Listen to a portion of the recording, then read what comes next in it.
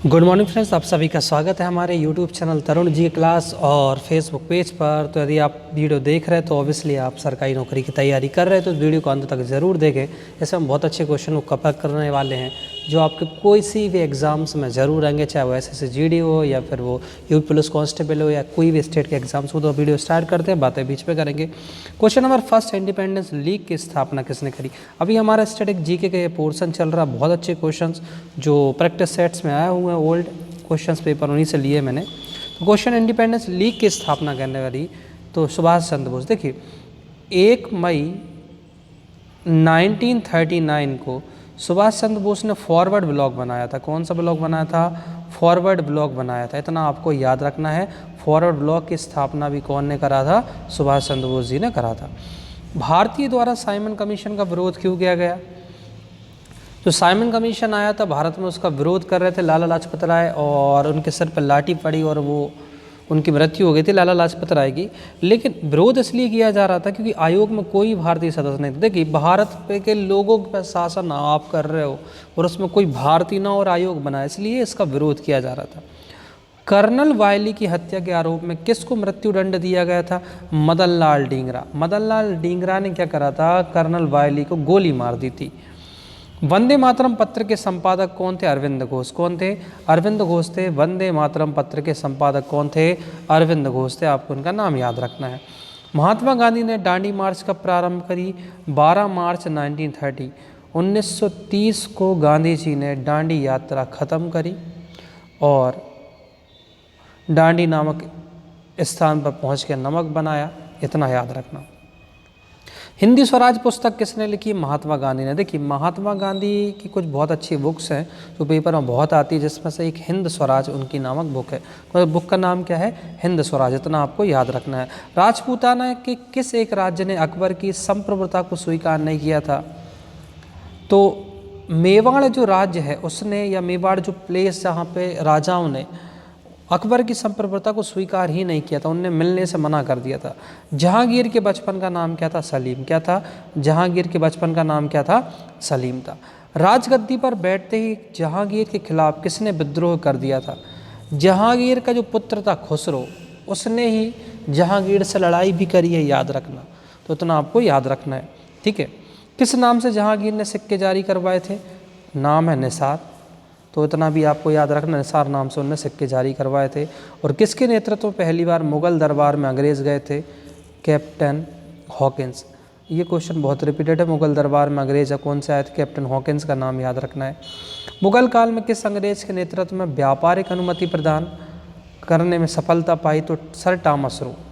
Sir Thomas Roe का नाम भी याद रखना। मुगल काल में किस अंग्रेज के नेतृत्व में व्यापारिक अनुमति प्राप्त करी थी? Sir Thomas Roe. भारत में अंग्रेजों ने पहला कारोबारी केंद्र कब कहाँ स्थापित किया था?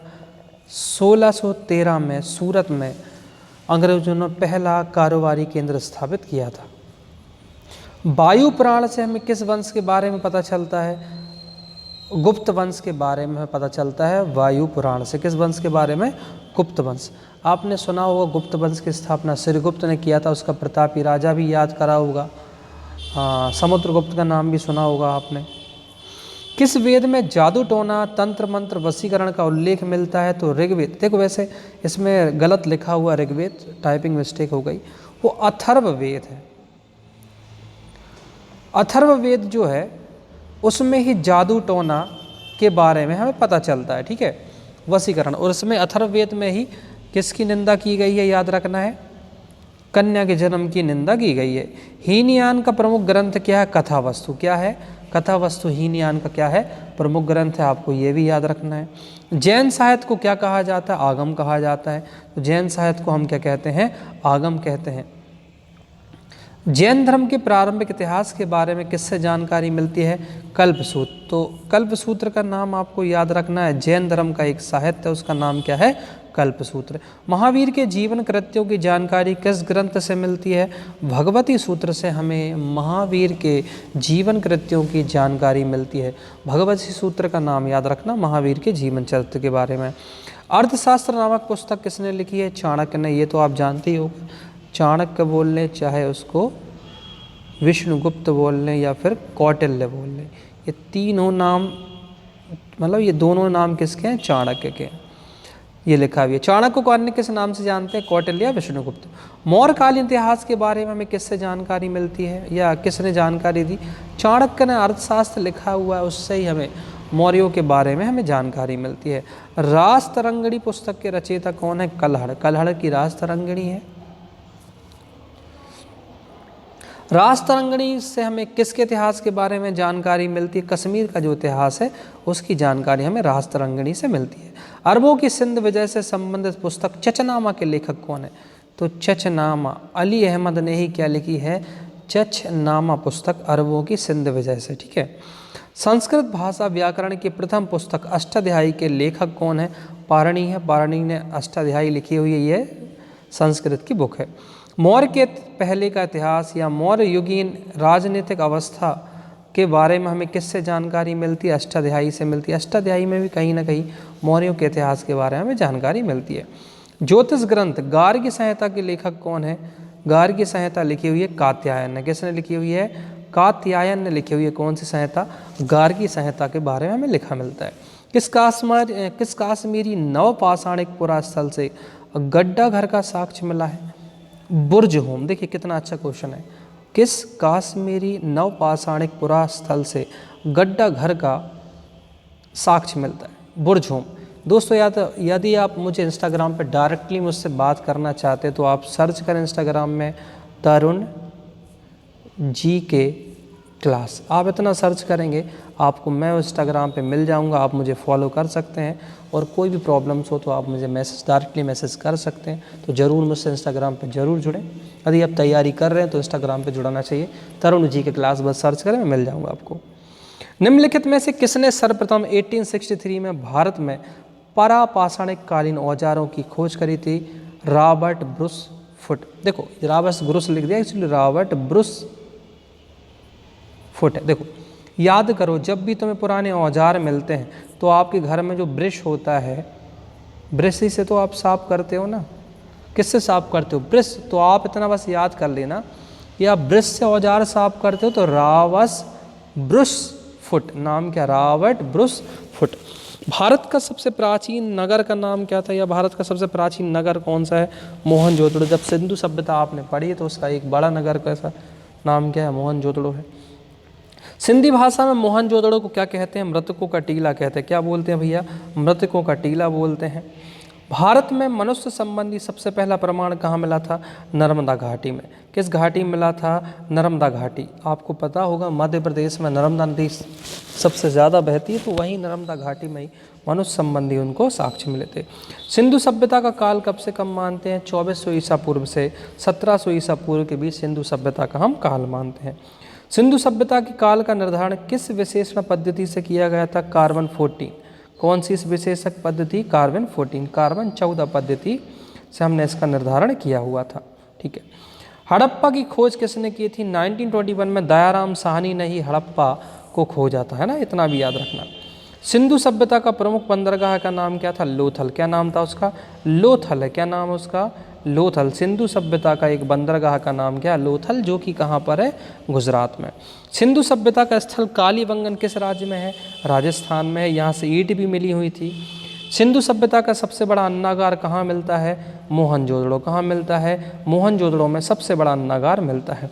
सिंधु घाटी सभ्यता में अग्निकुंड कहाँ से प्राप्त हुए? लोथल और कालीबंगन से हमको बाकायदा अग्निकुंड मिले। देखो अग्निकुंड आप तो पहले याद रखना, ईंट काली होती है, ऐसा याद करने का तरीका। ईंट क्या है? काली। तो कालीबंगन याद कर लो, ईंट कहाँ से मिली? कालीबंगन। और ईंटों से ही तो हम क्या बनाते हैं? कुंड बनाते हैं ना, अग्निकुंड बनाते हैं। बस इतना याद कर लेना। सिंधु घाटी सभ्यता में नर्तकी की एक कांस्य मूर्ति कहाँ से मिली है? मोहनजोदड़ो से मिली। ये भी याद रखना, नर्तकी की एक कांस्य मूर्ति। सिंधु सभ्यता की मुख्य फसलें कौन सी थी? गेहूं और जौ। कौन सी थी? गेहूं और जौ। सिंधु सभ्यता के लोग मिठास के लिए किसका प्रयोग करते थे? शहद का प्रयोग करते थे। ये भी याद रखना।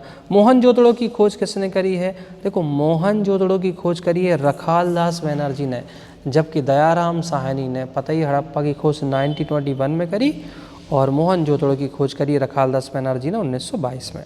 आर्यों द्वारा निर्मित सभ्यता कौन सी थी? ग्रामीण सभ्यता। कौन सी थी भैया? ग्रामीण सभ्यता थी। आर्यों की भाषा क्या थी? संस्कृत थी, ये भी याद रखना है। आर्यों का समाज किस प्रकार का है? पितृ प्रधान।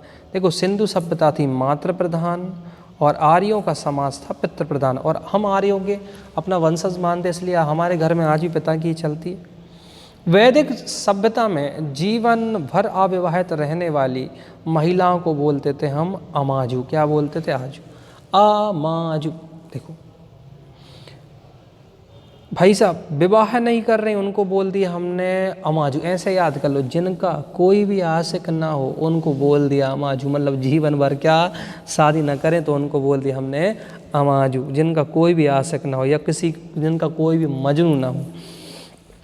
आर्यों का मुख्य प्रिय पदार्थ क्या था? सोमरस, शराब। आर्य भैया शराब पीते थे, उनका ये फेमस पेय पदार्थ था। इसलिए आज भारतीय लोग ज़्यादातर शराब को कंज्यूम कर रहे हैं, ठीक है भैया, क्योंकि आर्य भी तो यही पीते थे। आर्य मनोरंजन का मुख्य साधन क्या था? संगीत, रथ दौड़, घुड़दौड़, ये उनका संगीत का मेन साधन था। आर्यों का मुख्य व्यवसाय क्या था? पशुपालन, कृषि। वो पशुपालन और कृषि ज़्यादा करते थे आर्य। और महाजनपदों के बारे में किस बौद्ध ग्रंथ में हमें जानकारी मिलती है? तो आगोतर निकाय। चलो 16 महाजनपद है, इतना याद रखना, 16 महाजनपद है। बस इतना बता दो मध्य प्रदेश में कितनी महाजनपद है, ये 16 में से उसका नाम बता दो। तो दोस्तों ये वीडियो हमने बनाया, आई होप आपको अच्छा लगेगा। किसी भी सरकारी नौकरी के लिए तैयारी कर रहे हैं तो बस ये वीडियो आपको गागर में सागर भरेगा। साथ SSC, GD, UP पुलिस और जितने सारे एग्जाम्स निकले उनमें ये क्वेश्चन रिपीटेड आते ही हैं। तो यदि यहाँ तक वीडियो देखा है तो इसका मतलब आपके अंदर पेशेंस है और आप नौकरी पाना ही चाहते हैं। तो ऐसे रेगुलर हमारे वीडियोस को फॉलो करें और चैनल को सब्सक्राइब करें, पेज को फॉलो करते हैं। मिलते हैं हम नेक्स्ट वीडियो में, जब तक के लिए जय हिंद, जय भारत, जय महाकाल।